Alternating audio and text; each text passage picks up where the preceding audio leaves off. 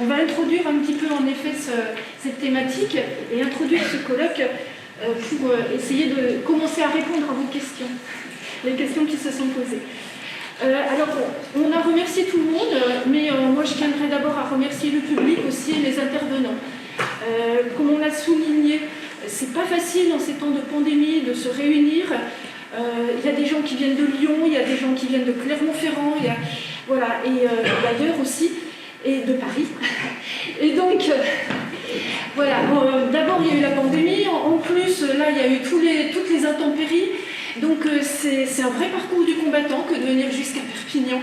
Donc je tiens à vous remercier tous de l'effort que vous avez fait de venir ici et d'être présents avec nous aujourd'hui. Vous avez fait un effort, merci vraiment de votre présence. Alors, comme ça a été dit, ce colloque s'inscrit dans ce qu'on peut appeler maintenant une tradition.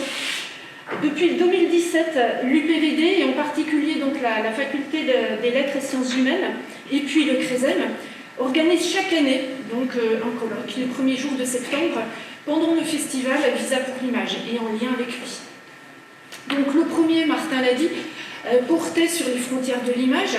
Il y en a eu d'autres, donc, sur les conflits en images, comme il l'a dit, sur l'éducation à l'image, je prends un titre un peu plus facile.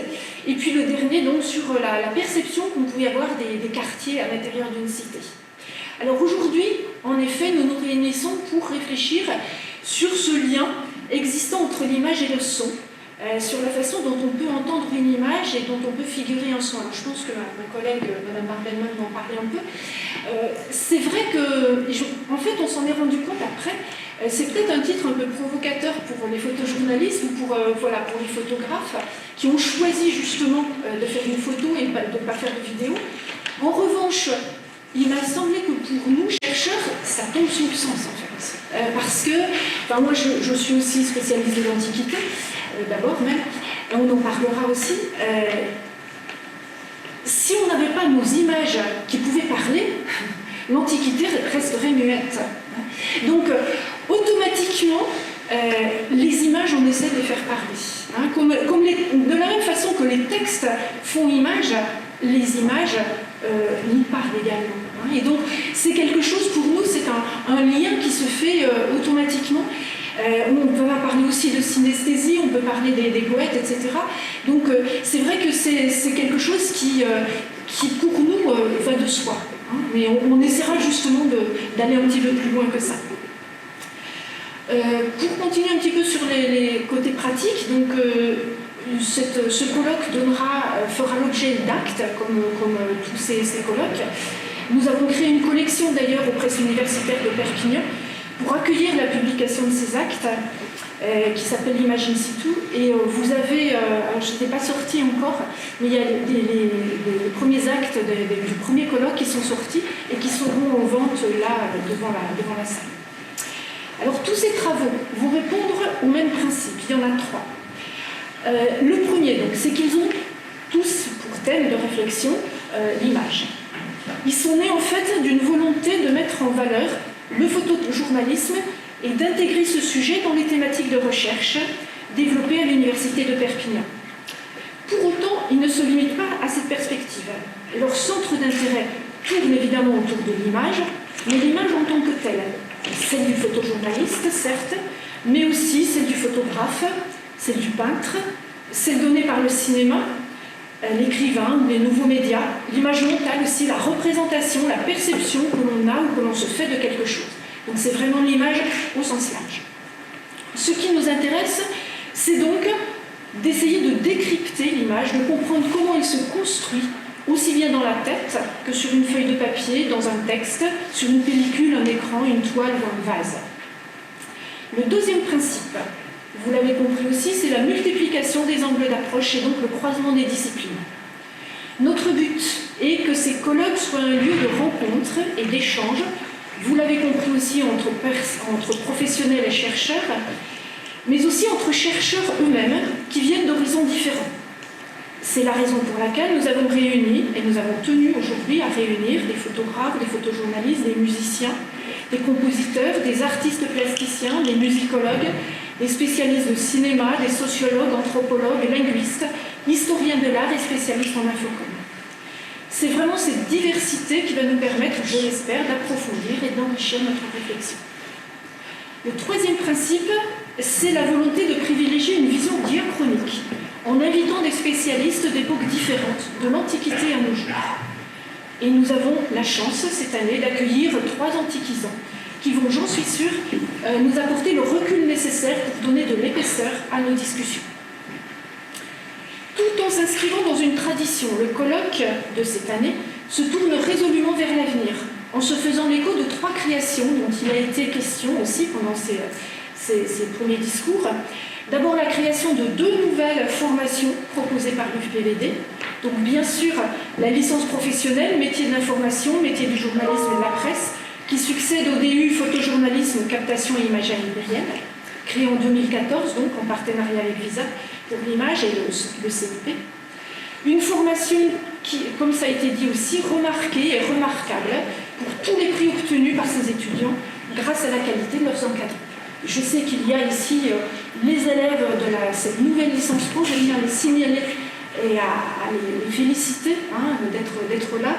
Je profite aussi pour remercier nos 3 étudiants qui nous aident dans l'organisation de ce colloque et qui sont issus justement de cette licence photojournaliste. Raphaël, Hélène et Elodie, qui sont, voilà, et que je remercie vraiment beaucoup. Deuxième création aussi, c'est la licence de musicologie et art visuel, dont Madame Bardelman est la responsable pédagogique, créée en partenariat avec le Conservatoire à rayonnement régional de Perpignan, et construite justement autour du son et de l'image. Troisième création, celle au sein de notre laboratoire d'un groupe de recherche sur le son et l'image, un atelier initié donc par Madame Cécile Judy-Gabinier et par Madame Bardelman, à qui je laisse donc la parole. Merci, Gisèle.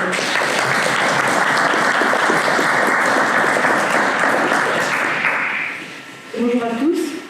Moi, je voudrais commencer par remercier Madame Gilles-Robert pour le travail considérable qu'elle a fait pour l'organisation de son colloque, que ce soit dit et redit. Je suis très heureuse de vous accueillir aujourd'hui dans le cadre de ce colloque qui va nous permettre d'explorer pendant 2 jours ce thème d'entendre l'image qui effectivement a une formulation volontairement paradoxale, mais on le faisait exprès, pour provoquer le questionnement, et qui va nous permettre de croiser, comme nous l'a dit Ghislaine, des médias artistiques différents, des modes théoriques différents, dans une palette géographique large et sur une échelle diachronique étendue. Donc on va entendre des choses très diverses, et moi je me réjouis de cette diversité parce qu'elle sera gage de belles découvertes, j'espère, je pense, j'en suis sûre en fait. Et d'échanges fructueux, j'espère, je pense. J'en suis sûre. Mais c'est surtout, comment dire, une diversité qui est nécessaire pour envisager de manière dynamique les relations entre le son, la musique et l'image, dans leur pluralité interdisciplinaire. C'est un colloque, c'est foisonnant, les relations entre le son, l'image et la musique. Alors, ici, on va explorer quelques pistes. On va surtout explorer la manière dont on peut, par ce biais, décloisonner les disciplines. On contribue au décloisonnement des disciplines. Pour arriver à les croiser, il faut les décloisonner. C'est ça aussi le but de ce colloque. Donc, ce colloque, le programme, vous l'avez vu, montre bien que les relations entre l'image, le son et la musique touchent à des domaines et à des disciplines extrêmement nombreux, qui très souvent sont imbriqués, et qui sont décrits selon des modèles théoriques qui parfois se recouvrent, pour les faciliter, notamment les modèles issus des études culturelles qui ont pour point commun de faire éclater le cadre disciplinaire. Beaucoup des interventions qu'on va entendre se situent dans un cadre théorique qui est celui des études culturelles. Donc en soi, c'est une manière d'appréhender et de structurer ce décloisonnement disciplinaire qui préside à la réflexion universitaire comme à la création artistique. J'insiste, on va notamment demain découvrir avec Alexander Vert, qui est le directeur artistique de l'association Flashback, le projet Je qui peux, dans lequel vous verrez et vous entendrez comment dans la création artistique on peut aussi faire exploser les limites disciplinaires. On décloisonne et en même temps on fait le lien. Donc, oui, la formulation paradoxale de l'intitulé du colloque se justifie tout à fait, parce que le but est paradoxal. Donc on va, quelque part pendant ces 2 jours, participer modestement à la cartographie de ce décloisonnement, qui fait partie d'un ensemble de recherches beaucoup plus large. On va décrire les points de contact du son et de l'image, on va théoriser leur interaction, on va explorer leur domaine d'application.